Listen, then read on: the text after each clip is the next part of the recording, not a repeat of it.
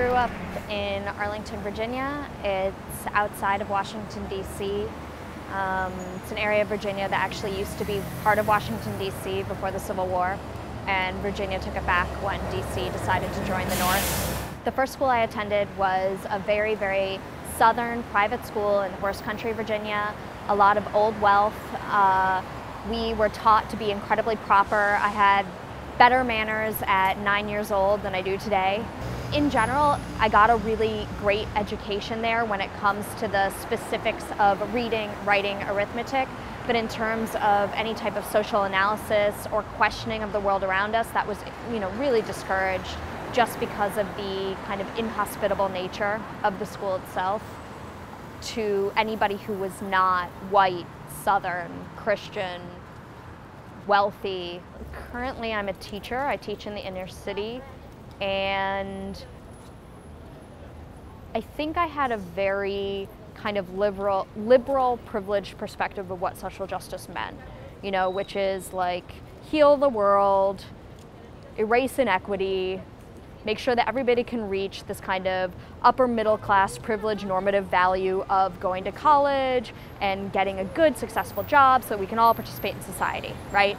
And obviously as I got older that became much more complicated. I mean, what is the role of culture in this? What is the role of self-determination? What is the role of agency? I think all of those things are now things that I'm battling with. And what is the role of somebody like me coming in and saying, oh, this is what you need, this is what's best for you. When I'm preparing to start the year, what I think about is what type of community members do I want in my classroom? What human characteristics do I want my kids to have? What types of learners do I want them to be? And how can I get them to own that, right? The content's gonna come later, but if I don't have the backbone of the interactivity and how they use each other to help their own learning, then we're not going to get anywhere. So I start by helping them establish norms for themselves and each other. I never yell at my kids. I don't kick them out of the room. I don't publicly humiliate them or abuse them in any way. That's not how I manage my students, despite the fact that these are inner city kids and everybody's like, oh, those are rough, whatever. They're not rough, right?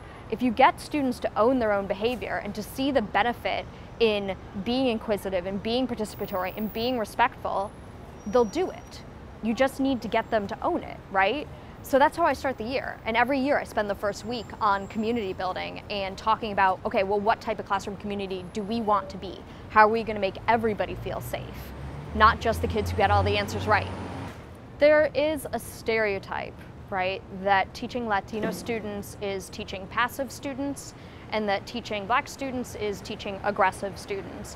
And actually in my interview for the school that I'm about to work at, they asked me, well, how are you going to change what you teach and how you teach to meet this new student population? And after thinking about it for a little bit of time, what I decided was I wasn't going to. I mean, they're kids and they're learners and they all need the same thing. And the way I approach my students is compassionately, empathically, with really high expectations and as much understanding as I can muster. Training for physical activity is the only thing I can find that shuts my brain off. It's what keeps me sane, whatever that means. I am incredibly competitive, both with myself and with other people, and training hard. So CrossFit is a mix between Olympic weightlifting, gymnastics, and kind of body weight activities. So for instance, there could be a workout that's 4-time as fast as you possibly can, 100 pull-ups, 200 push-ups, 300 squats, right? Or there could be a workout where it's 10 sets, row 400 meters, do 25 kettlebell swings, 15 burpees, and 10 push-ups, 10 sets of that for time. And it's all about maximum intensity, pushing yourself well beyond what you thought was possible.